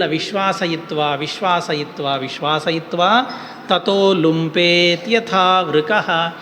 ಹೇಗೆ ಒಂದು ತೋಳ ಸಿಕ್ಕಿದ ಮೊಲದ ಮಾಂಸವನ್ನು ಹರಿದು ತಿಂತದೆ, ಆ ಪ್ರಕಾರದಲ್ಲಿ ಜನರಿಂದ ಹಣವನ್ನು ಕಿತ್ತು ನಿನ್ನ ಬೊಕ್ಕಸವನ್ನು ತುಂಬಿಸಿಕೊಳ್ಳುವ ಹೇಳ್ತಾನೆ ಕಣಿಂಗ. ಹಾಗೆ ಹೇಳ್ತಾನೆ, ತಥೋ ಲುಂಪೇತ್ ಯಥಾ ವೃಕಃ. ಒಂದು ತೋಳ ಯಾವ ರೀತಿಯಲ್ಲಿ ಮಾಂಸವನ್ನು ಹರಿದು ತಿಂತದೆ, ಹರಿದು ತಿಂತದೆ ಹೇಳಿದರೆ ದಯಾ ದಾಕ್ಷಿಣ್ಯ ಇಲ್ಲದೆ ಹರಿದು ತಿಂತದೆ, ಆ ಪ್ರಕಾರದಲ್ಲಿ ಜನರಿಂದ ಹಣವನ್ನು ಕಿತ್ತು ನಿನ್ನ ಬೊಕ್ಕಸವನ್ನು ತುಂಬಿಸಿಕೊಳ್ಳು ಅಂತ ಹೇಳ್ತಾನೆ. ಮತ್ತೆ ಹೇಳ್ತಾನೆ, ನೋಡು, ರಾಜಕೀಯದಲ್ಲಿ ಹೋಗುವಾಗ ಎಲ್ಲರೂ ಫ್ರೆಂಡ್ಸ್ ಇರುವುದಿಲ್ಲ. ನಿನ್ನ ಹತ್ತಿರದಲ್ಲೇ ಇರ್ತಾನೆ, ಒಳಗಿಂದ ಒಳಗೆ ನಿನಗೆ ಕತ್ತಿ ಮಸೀತಾ ಇರ್ತಾನೆ. ಯಾವಾಗ ನಿನ್ನನ್ನು ಕೆಳಗೆ ಹಾಕುವುದು, ಯಾವಾಗ ನಿನ್ನ ತಲೆ ಒಡೆಯುವುದು ಅಂತ ಹತ್ತಿರದವ ಕಾಯ್ತಾ ಇರ್ತಾನೆ. ನಿನ್ಗೆ ಗೊತ್ತಾಯ್ತೋ, ಅವನ ಮೇಲೆ ದಾಳಿ ಮಾಡಬೇಡ, ತೆಪ್ಪಗಿರು. ಅವನಿಗೆ ಒಳ್ಳೆ ಕ್ಲೋಸ್ ಫ್ರೆಂಡ್ ರೀತಿಯಲ್ಲಿ, ಆತ್ಮೀಯನ ರೀತಿಯಲ್ಲಿ ಪ್ರೆಸ್ ಮೀಟ್ ಎಲ್ಲ ಕರೆಯುವಾಗ ಅವನು ಹೊಗಳ್ತಾ ಇರು. ವಹೇದ್ ಅಮಿತ್ರಂ ಸ್ಕಂದೇನ ಯಾವತ್ ಕಾಲಸ್ಯ ಪರ್ಯಯ. ಅಮಿತ್ರ ಹೇಳಿದರೆ ಶತ್ರು, ಸ್ಕಂದ ಹೇಳಿದರೆ ಭುಜ. ಅವ ನಿನ್ನ ಶತ್ರು ಅಂತಾದರೂ ನಿನ್ನ ಪಕ್ಕದಲ್ಲಿದ್ದರೆ ನೀನು ತೋರಿಸ್ಬೇಡ, ಗಲಾಟೆ ಮಾಡಬೇಡ, ಸ್ಟೇಟ್ಮೆಂಟ್ ಕೊಡಬೇಡ, ನಿನ್ನ ಭುಜದ ಮೇಲೆ ಹೊತ್ತು ತಿರುಗಾಡ್ತಾ ಇರು. ನಾವು ಹೇಳ್ತೇವಲ್ಲ ತಲೆಯಲ್ಲಿ ಹೊತ್ಕೊಳ್ಳೋದು ಅಂತ, ಹಾಗೆ ಹೊತ್ತು ತಿರುಗಾಡ್ತಾ ಇರು, ಕಾಯ್ತಾ ಇರು. ಒಂದು ಕಾಲ ಬರ್ತದೆ, ಅವ ಏನಾದರೂ ತಪ್ಪು ಮಾಡಿ, ಅವ ಏನಾದರೂ ಭ್ರಷ್ಟಾಚಾರದ ಬಲೆಯಲ್ಲಿ ಅಥವಾ ಯಾವುದಾದ್ರೂ ಸಿಡಿ ಕೇಸಿನಲ್ಲಿ ಸಿಕ್ಕಿಬಿದ್ದ, ತಥೋ ಭಿಂದ್ಯಾತ್ ಘಟಮಿವಾಶ್ಮನಿ. ಹೇಗೆ ಒಂದು ಮಡಕೆಯನ್ನು ನೆಲಕ್ಕೆ ಅಪ್ಪಳಿಸಿ ಪುಡಿ ಪುಡಿ ಮಾಡ್ತಾರೆ, ನಿನ್ನ ಗೆಳೆಯನನ್ನು ಕೂಡ ಹಾಗೆ ಸರ್ವನಾಶ ಮಾಡಿಬಿಡು ಹೇಳ್ತಾನೆ. ಕಾಲ ಬರುವವರೆಗೆ ಕಾಯಿ, ಅರ್ಜೆಂಟ್ ಮಾಡಬೇಡ, ಅದರಿಂದ ನಿನ್ನ ಎಲ್ಲ ಪ್ಲ್ಯಾನ್ ಕೂಡ ಹಾಳಾದೀತು ಅನ್ನುವಂತಹ ಮಾತು. ಇದನ್ನು ಕಣಿಂಕ ಉಪದೇಶ ಮಾಡುವಂಥದ್ದು ತುಂಬ ದೊಡ್ಡ ಉಪದೇಶ. ಹೇಳ್ತಾನೆ, ರಾಜಕೀಯದಲ್ಲಾಗುವಾಗ ನನ್ನನ್ನು ರಾಜಕೀಯಕ್ಕೆ ಕರ್ಕೊಂಡು ಬಂದ ಗುರುಗಳಿವರು, ಇವರಿಂದಾಗಿ ನಾನು ಮೊದಲು ಎಲೆಕ್ಷನ್ಗೆ ನಿಂತದ್ದು, ಮೊದಲು ಎಲೆಕ್ಷನ್ಗೆ ಹೊರಟಾಗ ನನಗೆ 10,000 ರೂಪಾಯಿ ಕೊಟ್ಟು ನನಗೆ ಆಶೀರ್ವಾದ ಮಾಡಿದರು ಎಲ್ಲ ಹೇಳು. ಆ ಗುರು ನಾಳೆ ನಿನಗೇನಾದರೂ ಉಲ್ಟಾ ನಿಂತ, ನೀನು ಮಾತಾಡೋದು ಸರಿಯಿಲ್ಲ ಅಂತಂದರೆ, ಗುರೋರಪ್ಯವಲಿಪ್ತಸ್ಯ ಕಾರ್ಯಮಜಾನತಃ ಉತ್ಪಥಂ ಪ್ರತಿಪನ್ನಸ್ಯ ಕಾರ್ಯಂ ಭವತಿ ಶಾಸನಂ. ಆ ಗುರು ಒಂದು ವೇಳೆ ನಿನಗಿಷ್ಟೆಲ್ಲ ಸಹಾಯ ಮಾಡಿದವ ನೀನು ಬಂದ ನಂತರ ಏನಾದರೂ ಉಲ್ಟಾ ಮಾಡಿದರೆ ಗುರು ಅಂತ ನೋಡಬೇಡ, ಅವನನ್ನು ತೆಗೆದು ಬಿಡು ಹೇಳ್ತಾನೆ. ಯಾವ ಬಾಂಧವ್ಯಕ್ಕೂ ಯಾವ ಸ್ಥಾನಕ್ಕೂ ರಾಜಕೀಯದಲ್ಲಿ ಬೆಲೆ ಇಲ್ಲ. ರಾಜಕೀಯದಲ್ಲಿ ಬೆಲೆ ಇರುವಂಥದ್ದು ಎರಡು ಮಾತ್ರ, ಒಂದು ಸ್ಥಾನ, ಇನ್ನೊಂದು ಸಂಪತ್ತು. ಇದು ಎರಡು ಬಿಟ್ಟರೆ ಮತ್ತು ಯಾವುದನ್ನೂ ನೋಡಬೇಡ ಅಂತ ಕಣಿಂಕ ಹೇಳ್ತಾನೆ. ಮತ್ತು ಇನ್ನೊಂದು ಬಾರಿ ಯಾವ ರೀತಿಯಲ್ಲಿ ಇರಬೇಕು ಹೇಳೋದಕ್ಕೆ, ಕ್ರುದ್ಧೋಪಿ ಅಕ್ರುದ್ಧರೂಪ ಸ್ಯಾತ್ ಶುಕ್ಲ ಪೂರ್ವಾಭಿಭಾಷಿತ. ನಿನಗೆ ಗೊತ್ತುಂಟು, ಹೋದ ವಾರ ಈ ಪುಣ್ಯಾತ್ಮನೇ ನಿನ್ನ ವಿರುದ್ಧ ಸ್ಟೇಟ್ಮೆಂಟ್ ಕೊಟ್ಟಿದ್ದಾನೆ. ಎದುರಿಗೆ ಬಂದ, ನಿನ್ನ ಸಿಟ್ಟನ್ನು ತೋರಿಸ್ಬೇಡ, ಚೆನ್ನಾಗಿ ನಗಡ್ತಾ ಅವನ ಜೊತೆಗೆ ಮಾತಾಡು. ಏನು ಅವನ ವಿರುದ್ಧವಾಗಿ ಒಂದು ಮಾತು ಹೇಳೋದು, ಒಂದು ರೀತಿಯಲ್ಲಿ ನಡ್ಕೊಳ್ಳೋದು ಏನು ಮಾಡಬೇಡ. ಆದರೆ ಅವ ಹೇಳಿದ್ದೇನುಂಟು, ನಿನ್ನ ವಿಷಯದಲ್ಲಿ ಮಾಡಿದ್ದೇನುಂಟು, ಅದನ್ನು ಮರೆತು ಬಿಡಬೇಡ. ಅವನ ಸ್ವಭಾವ ಏನು ಅಂತ ಗೊತ್ತಾಯ್ತಲ್ಲ, ಹಾಗೆ 1, 2, 3 ಕಳೆಯುವವರೆಗೆ ಸುಮ್ಮನೆ ಕೂತ್ಕೊಳ್ಳು. 4ನೆಯದ್ದಕ್ಕಾಗುವಾಗ ಅವ ನಿನ್ನ ಕೈಗೆ ಹೇಗಾದರೂ ಸಿಕ್ಕಿ ಬೀಳ್ತಾನೆ, ಆಗ ಅವನನ್ನು ನಾಶ ಮಾಡಿಬಿಡು ಅಂತ. ಎಷ್ಟು ಸಿಟ್ಟಿದ್ರೂ ಕೂಡ ಮುಖದಲ್ಲಿ ತೋರಿಸಿಕೊಳ್ಳದೆ ಎದುರಾಳಿಯ ಜೊತೆಗೆ, ವಿರೋಧ ಪಕ್ಷದವರ ಜೊತೆಗೆ ಹೊಂದಾಣಿಕೆ ಮಾಡಿಕೊಂಡು ರಾಜಕೀಯವನ್ನು ಮಾಡಬೇಕು ಅಂತ ಕಣಿಂಕ ಉಪದೇಶ ಕೊಡ್ತಾನೆ. ಹೇಳ್ತಾನೆ, ಪ್ರಹರಿಷ್ಯನ್ ಪ್ರಿಯಂ ಬ್ರೂಯಾತ್. ಅವನಿಗೆ ಏನಾದರೂ ಶಿಕ್ಷೆ ಕೊಡಬೇಕು, ಪೆಟ್ಟು ಹಾಕ್ಲಿಕ್ಕುಂಟು ಪೆಟ್ಟು ಹಾಕು. ಪೆಟ್ಟು ಹಾಕ್ತಾ ಹಾಕ್ತಾ ಒಳ್ಳೆ ಮಾತಾಡು. ಪಾಪ ತಾಗಿತೋ ಏನೋ, ನೋವಾಯ್ತೋ ಏನೋ, ಫ್ರ್ಯಾಕ್ಚರ್ ಆಯಿತೋ ಏನೋ, ಹೊಡಿತಾ ಒಳ್ಳೇದು ಮಾತಾಡು. ಎಲ್ಲ ಪೆಟ್ಟು ತಿಂದು ಫ್ರ್ಯಾಕ್ಚರ್ ಆಗಿ ಕೈಕಾಲು ಮುರಿದು ಹಾಸ್ಪಿಟಲ್ ಸೇರಿದ ಎಲ್ಲರಿಗಿಂತ ಫಸ್ಟ್ ನೀನೇ ಹೋಗಿ ನೋಡಿ, ಅವನಿಗೆ ಬೇಕಾದ ಹಣ್ಣು ಕೊಟ್ಟು ಮಾತಾಡಿ ಅವನನ್ನು ಸಮಾಧಾನ ಮಾಡಿ. ಪ್ರಹರಿಷ್ಯನ್ನಪಿ ಭಾರತ ಪ್ರಹರನ್ನಪಿ ಭಾರತ. ಹೊಡೆಯುವ ಮುಂಚೆಯೂ ಚೆನ್ನಾಗಿ ಮಾತಾಡು, ಹೊಡೆಯುವಾಗಲೂ ಚೆನ್ನಾಗಿ ಮಾತಾಡು. ಪ್ರಹೃತ್ಯ ಚ ಪ್ರಿಯಂ ಬ್ರೂಯಾತ್. ಹೊಡೆದಾದ ನಂತರ, ಆಸ್ಪತ್ರೆ ಸೇರಿದ ನಂತರವೂ ಚೆನ್ನಾಗಿ ಮಾತಾಡು. ಶೋಚನ್ನಿವ ರುದನ್ನಿವ. ಬೇರೆ ಎಲ್ಲ ಅವನ ಪಟಾಲಂ ಬರುವ ಮುಂಚೆ ಅವರಿಗೋಸ್ಕರ ನೀನು ಕಣ್ಣೀರು ಹಾಕು, ಅವನಿಗೋಸ್ಕರ ನೀನು ನಾಳೆ ಏನು ಮಾಡೋದು, ನಿಮಗೆ ಮಂತ್ರಿ ಸ್ಥಾನ ಕೊಡಬೇಕು ಅಂತಿತ್ತು, ಆದರೆ ಅವರು ಬಿಡಲಿಲ್ಲ ನೋಡಿ, ನನಗೇನು ಮಾಡಲಿಕ್ಕಾಗಲಿಲ್ಲ, ನಾನು ಅಸಹಾಯಕ, ನನ್ನದೇನು ತಪ್ಪಿಲ್ಲ ಅಂತ ಅವನ ಪಟಾಲಂ ಅಳುವ ಮುಂಚೆ ನೀನೇ ಕಣ್ಣೀರು ಹಾಕು ಅಂತ ಕಣಿಂಕ ಉಪದೇಶ ಮಾಡ್ತಾನೆ. ಮತ್ತೆ ಮುಂದೆ ಹೇಳ್ತಾನೆ ನೋಡಿ, ಯಾವ ರೀತಿ ಜನಗಳ ಮುಂದೆ ಹೋಗಬೇಕು. ಒಬ್ಬ ರಾಜಕೀಯದಲ್ಲಿ ಇರುವವ, ನಮ್ಮ ರಾಜಕಾರಣಿಗಳು ಇದನ್ನು ಪಾಠ ಕೇಳಬೇಕು. ಅವ ಹೇಳ್ತಾನೆ, ಅಂಜಲಿ ಶಪಥಃ ಸಾಂತ್ವಂ ಶಿರಸ ಪಾದವಂದನಂ ಆಶಾಕರಣಮಿತ್ಯೇತತ್ ಕರ್ತವ್ಯಂ ಭೂತಿಮಿಚ್ಛತ. ಯಾವತ್ತೂ ಕೂಡ ಹಾಗೆ ಜನಗಳ ಮುಂದೆ ಹೋಗ್ತಿ, ಎರಡು ಕೈಯನ್ನು ಮುಗಿದುಕೊಂಡೇ ಹೋಗಬೇಕು. ಅಂಜಲಿ. ಇವತ್ತು ನೋಡಿ, ಯಾರಾದರೂ ಕೈ ಮುಗಿಯದ ರಾಜಕಾರಣಿ ಇದ್ದಾರೆ, ಅದು ಯಾರೇ ಇರಲಿ, ನೀನು ಹಿಂದೂ ಆಗಿರು, ನಿನಗೆ ಚರ್ಚಿಗೆ ಹೋಗಬೇಕು, ಇನ್ನೊಂದು ಕಡೆ ಹೋಗಬೇಕು, ಹೋಗು. ನೀನು ಕ್ರಿಶ್ಚಿಯನ್ ಆಗಿರಬೇಕು, ದೇವಸ್ಥಾನಕ್ಕೆ ಹೋಗಬೇಕು, ದೈವಸ್ಥಾನಕ್ಕೆ ಬೇಕು, ಹೋಗು. ನೀನು ಇನ್ನೊಂದು ಸಂಪ್ರದಾಯದ ಆಗಿರು, ನಿನಗೆ ದೇವಸ್ಥಾನಕ್ಕೂ ಬಾ, ದೈವದ ಹತ್ರವೂ ಹೋಗು, ಯಾರನ್ನೂ ನಂಬಬೇಡ. ಅಂಜಲಿಹಿ, ಎಲ್ಲರ ಮುಂದೆ ಕೈ ಮುಗಿತಾ ಇರು. ಕೈ ಮುಗಿದ್ರೆ ಸಾಕಾಗುವುದಿಲ್ಲ. ಕಣಿಕ ಹೇಳ್ತಾನೆ ನೋಡಿ, ಅಂಜಲಿಹಿ ಶಪಥಃ, ನಿಮ್ಮ ಈ ಕಷ್ಟವನ್ನು ನೋಡಿ ನನಗೆ ದುಃಖ ತಡೀತಾ ಇಲ್ಲ, ನಾಳೆ ನಾನು ಮುಖ್ಯಮಂತ್ರಿಗಳ ಜೊತೆಗೆ ಕೂತು ಚರ್ಚೆ ಮಾಡಿ ನಿಮಗೆ ಬೇಕಾದ ಅನುದಾನವನ್ನು ಬಿಡುಗಡೆ ಮಾಡದೆ ಹೋದರೆ ಬರುವ ಸಲ ನನಗೆ ಚಪ್ಪಲಿಯಲ್ಲಿ ಹೊಡೀರಿ. ಶಪಥಃ, ನೀನು ಮಾಡು, ಜನಗಳ ಮುಂದೆ ಶಪಥ ಮಾಡು, ತರುವುದೇ ಎಷ್ಟು ಕಷ್ಟ ಆದರೂ ನಾನು ಬೇಕಾದ ಅನುದಾನವನ್ನು ತರ್ತೇನೆ, ನೀವು ಧೈರ್ಯದಲ್ಲಿರಿ ಅಂತ ಶಪಥ. ಅಂಜಲಿ ಶಪಥಃ ಸಾಂತ್ವಂ. ರಸ್ತೆ ಇಲ್ಲ, ಮಕ್ಕಳಿಗೆ ದಾರಿಯಲ್ಲಿ ಹೋಗ್ಲಿಕ್ಕೆ ಆಗ್ತಾ ಇಲ್ಲ, ಮಳೆ ಬಂದರೆ ಶಾಲೆಗೆ ನಿಲ್ಲಿಸಬೇಕು ಮಕ್ಕಳು. ಸಾಂತ್ವಂ, ನಿಮ್ಮ ನೋಡುವಾಗ ನನ್ನ ಮಕ್ಕಳಿಗಿಂತ ಹೆಚ್ಚು ದುಃಖ ನನ್ನ ಮನಸ್ಸಿಗೆ ಆಗ್ತಾ ಉಂಟು. ನಾನು ಈ ಸ್ಥಾನದಲ್ಲಿದ್ದರೆ ಇನ್ನು ಬರುವ ಮಳೆಗಾಲದ ಒಳಗಾಗಿ ಇದನ್ನು ರಸ್ತೆ ಮಾಡಿಕೊಡ್ತೇನೆ ಅಂತ ಅವರಿಗೆ ಸಮಾಧಾನ ಹೇಳು. ಸಾಂತ್ವಂ ಶಿರಸಾ ಪಾದವಂದನಂ. ಇನ್ನೂ ಕಷ್ಟ ಆದರೆ ಅವ ಗಂಡೋ ಹೆಣ್ಣೋ ದೊಡ್ಡವನೋ ಸಣ್ಣವನೋ ನೋಡಬೇಡ, ನಿನ್ನ ತಲೆಯನ್ನು ಅವನ ಪಾದದಲ್ಲಿಟ್ಟು ಕಾಲು ಮುಟ್ಟಿ ನಮಸ್ಕಾರ ಮಾಡು. ಜನಗಳು ನೋಡ್ತಾ ಇರ್ತಾರೆ ನಿನ್ನನ್ನು.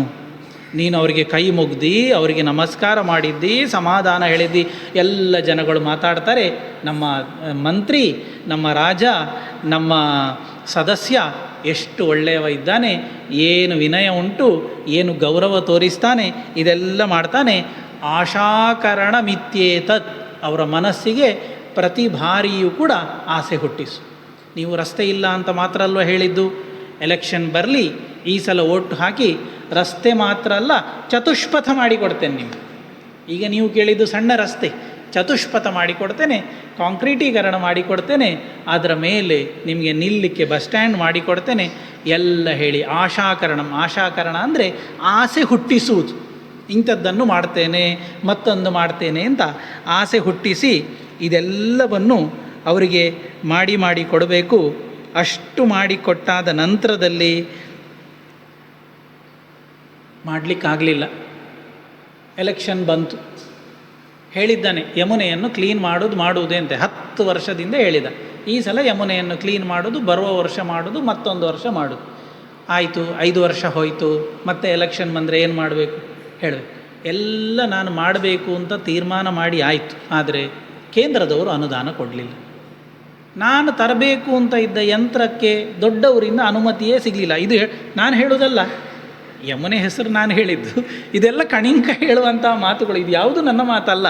ಅವ ಹೇಳ್ತಾನೆ, ಆದಾವೇವ ದದಾನೀತಿ ಪ್ರಿಯಂ ಬ್ರೂಯಾ ನಿರರ್ಥಕಂ ಆಶಾಂ ಕಾಲವತೀಂ ಕುರಿಯಾತ್ ಕಾಲಂ ವಿಘ್ನೇನ ಯೋಜಯೇತ್.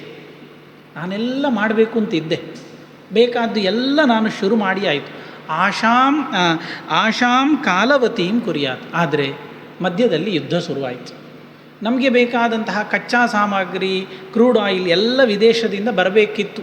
ಯುದ್ಧ ಶುರುವಾದ್ದರಿಂದಾಗಿ ಆಶಾಂ ಕಾಲವತೀಂ ಕುರಿಯಾತ್, ಈ ಸಮಸ್ಯೆಯಿಂದಾಗಿ ನಾನೇನು ಮಾಡೋದು ಹೇಳಿ, ಎಲ್ಲ ನಿಂತೋಯ್ತು. ಆದ್ದರಿಂದ ಈ ಸಲ ನನ್ನನ್ನು ಗೆಲ್ಲಿಸಿ ಮುಂದಿನ ಬಾರಿ ನಾನು ಮಾಡೋದು. ಸರಿ, ಜನಗಳು ನಂಬಿದ್ರು, ಓಟ್ ಹಾಕಿದ್ರು, ವಿನ್ನಾಗಿ ಬಂದ. 4 ವರ್ಷ ತಲೆ ಹಾಕಬೇಡ, ತೆಪ್ಪಗೆ ಮಲ್ಕು. 5ನೇ ವರ್ಷ ಶುರು ಆಯಿತು, ಬರುವವರ ಎಲೆಕ್ಷನ್ ಮತ್ತೆ ಹೋಗು. ಅವರು ಮಾತಾಡೋ ಮುಂಚೆ ನೀನೇ ಮಾತಾಡು. ಹೋದ ಸಲ ಹೇಳಿದ್ದನ್ನು ನಾನು ಮರೀಲಿಲ್ಲ, ಹೋದ ಸಲ ಏನು ಹೇಳಿದ್ದೆ ನನಗೆ ಈಗಲೂ ನೆನಪುಂಟು. ಆದರೆ ಏನು ಮಾಡೋದು, ಹೋದ ಬಾರಿ ಯುದ್ಧ ಬಂತು, ನಾನು ಅಸಹಾಯಕನಾದೆ. ಈಗ ನಾನೆಲ್ಲ ಮಾಡಬೇಕು ಅಂತ ಹೊರಟಿದ್ದೆ, ಅನುದಾನವೇ ಸಿಗಲಿಲ್ಲ. ಅನುದಾನ ಇಲ್ಲದೆ ಯಾವ ಕೆಲಸ ಮಾಡಲಿಕ್ಕಾಗ್ತದೆ? ಕಾಲಂ ವಿಘ್ನೇನ ಯೋಜಯೇತ್. ಇದಕ್ಕೆ ವಿಘ್ನ ಬಂತು ಅಂತ ಹೇಳು. ವಿಘ್ನಂ ನಿಮಿತ್ತತೋ ಬ್ರೂಯಾತ್. ಈ ಯಾಕೆ ವಿಘ್ನ ಬಂತು ಅಂತ ಹೇಳಿದರೆ ಅದಕ್ಕೆ ಇನ್ನೊಂದು ಕಾರಣವನ್ನು ಹುಡುಕು. ಬ್ರೂಯಾನ್ ನಿಮಿತ್ತಾನಿ ಚ ಹೇತುತಃ. ಒಂದೊಂದಕ್ಕೆ ಒಂದೊಂದು ಕಾರಣಗಳನ್ನು ಕೊಡ್ತಾ ಪ್ರತಿ ಬಾರಿಯೂ ಅದಕ್ಕೋಸ್ಕರ ಇರುವ ಅನುದಾನವನ್ನೆಲ್ಲ ತಿಂದು ತೇಗಿ ಯಾವ ಕೆಲಸವನ್ನು ಕೂಡ ಮಾಡಬೇಡ. ಆಗ ಹೇಳಿದ ಹಾಗೆ ತಥೋ ಲುಂಪೇತ್ ಯಥಾವೃಕಃ, ಹೇಗೆ ತೋಳ ಕಿತ್ತು ತಿಂತದೆ ಆ ಪ್ರಕಾರದಲ್ಲಿ ಜನಗಳನ್ನು ಕಿತ್ತು ತಿನ್ನು. ನಿನ್ನ ಜೊತೆಗಿರುವವರಿಗೆ, ನಿನ್ನ ಮಿನಿಸ್ಟರ್, ಕ್ಯಾಬಿನೆಟ್ ಮಿನಿಸ್ಟರ್ನವರಿಗೆ ಏನೂ ಸಿಗ್ಲಿಕ್ಕೆ ಬಿಡಬೇಡ. ಎಲ್ಲವನ್ನು ಮಂತ್ರಿ ಮಂಡಲಕ್ಕೆ 1 ರೂಪಾಯಿ ಕೊಡಬೇಡ, ಯಾರಿಗೂ ಅನುದಾನ ಕೊಡಬೇಡ, ಎಲ್ಲವನ್ನು ನೀನೊಬ್ಬನೇ ಇಟ್ಕೊಂಡಿರು ಅಂತ ಹೇಳಿ ಒಂದು ಕಥೆ ಹೇಳ್ತಾನೆ ಕಳಿಂಗ. ಆ ಕಾಲದಲ್ಲಿ ಆದದ್ದಂತೆ. ಒಂದು ಕಾಡಿನಲ್ಲಿ 5 ಪ್ರಾಣಿಗಳಿತ್ತು. ಒಂದು ಹುಲಿ, ಒಂದು ತೋಳ, ಒಂದು ನರಿ, ಒಂದು ಮುಂಗುಸಿ, ಒಂದು ಇಲಿ. ಇವರು 5 ಜನ ಭಾರಿ ಫ್ರೆಂಡ್ಶಿಪ್, ಭಾರಿ ಒಟ್ಟಿಗಿದ್ರಂತೆ. ಹೀಗೆ ಕಾಲ ಕಳೀತಾ ಇರುವಾಗ ದಿನಕ್ಕೊಂದು ಏನೋ ಸಣ್ಣ ಸಣ್ಣ ಬೇಟೆ ಹುಡುಕೋದು ತಿನ್ನೋದೆಲ್ಲ ಮಾಡ್ತಾಯಿದ್ರು. ಒಂದು ದಿನ ನರಿ ಯೋಚನೆ ಮಾಡ್ತದಂತೆ, ಈ ಸಣ್ಣ ಸಣ್ಣ ಬೇಟೆಯನ್ನೆಲ್ಲ ಹಿಡಿದು ಸಾಕಾಯಿತು, ಒಂದು ಬೇಟೆ ಹಿಡಿದ್ರೆ 1 ತಿಂಗಳು ನೆಮ್ಮದಿಯಲ್ಲಿ ಇರಬೇಕು, ಏನು ಮಾಡೋದು? ಹಾಗೆ ಒಟ್ಟಿಗೆ ಕೂತಾಗ ಮೀಟಿಂಗ್ ಮಾಡಿದಂತೆ. ತೋಳ ಹೇಳ್ತದೆ, ನಮ್ಮ ಕಾಡಿನಲ್ಲಿ ಒಂದು ಒಳ್ಳೆ ಬೆಳೆದ ಜಿಂಕೆ ಉಂಟು, ಅದು ಹಿಡಿಯಿತು ಅಂತಂದರೆ ಅದರಷ್ಟು ರುಚಿಯಾದ ಮಾಂಸ ಬೇರೆ ಯಾರದ್ದು ಇರಲಿಕ್ಕೆ ಸಾಧ್ಯ ಇಲ್ಲ, ಹಿಡಿಯೋಣ. ಹುಲಿ ಹೇಳಿತಂತೆ, ನೀನು ಹೇಳಿದ ಸತ್ಯ, ಆದರೆ ಅದು ಭಾರಿ ಸ್ಪೀಡ್ ಓಡ್ತದೆ, ಅಷ್ಟು ಸ್ಪೀಡ್ ಓಡಿ ಹಿಡಿಲಿಕ್ಕೆ ನಮಗೂ ಆಗೋದಿಲ್ಲ, ಏನು ಮಾಡೋದು?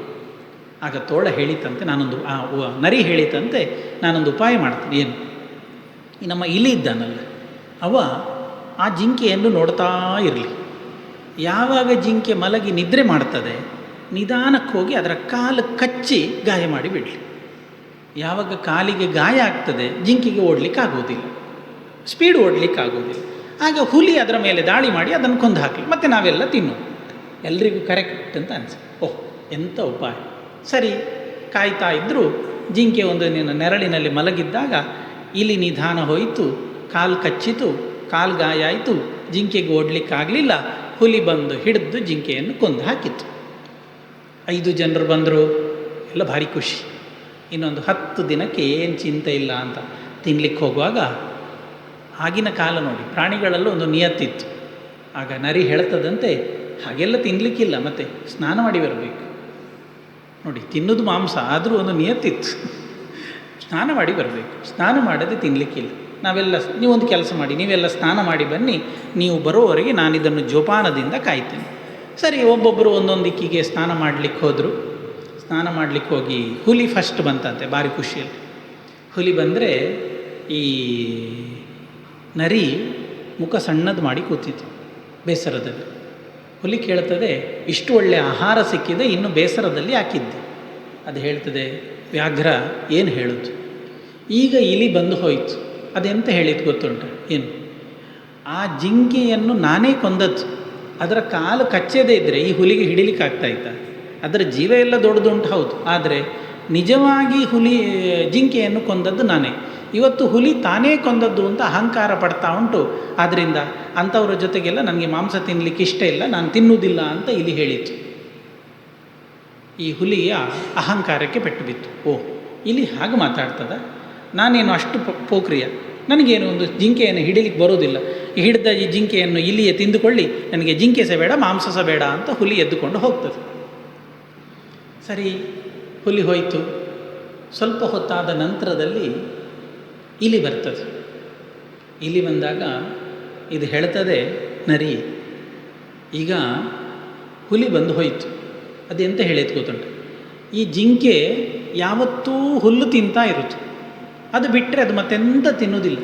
ಹುಲ್ಲು ತಿಂದ ಪ್ರಾಣಿಯ ಮಾಂಸ ರುಚಿಯೇ ಇಲ್ಲ, ಅದು ತಿಂದರೆ ಮತ್ತೆ ಹಸಿವೆಯೂ ಆಗುವುದಿಲ್ಲ, ಜಾಡ್ಯವೂ ಬರ್ತದೆ, ಮತ್ತೆ ಬೇರೆ ಯಾರಾದರೂ ಬಂದು ನಮ್ಮನ್ನು ತಿನ್ನಲಿಕ್ಕೂ ಸಾಕು. ಆದ್ದರಿಂದ ಬರೇ ಹುಲ್ಲು ತಿನ್ನುವಂತಹ ಈ ಪ್ರಾಣಿಯ ಮಾಂಸ ನನಗೆ ಬೇಡ, ಅದು ನಾವು ಯಾರೂ ತಿನ್ನೋದು ಬೇಡ ಅಂತ ಹೇಳಿ ಹೋಯಿತು ಅಂತ ಹೇಳ್ತಾರೆ.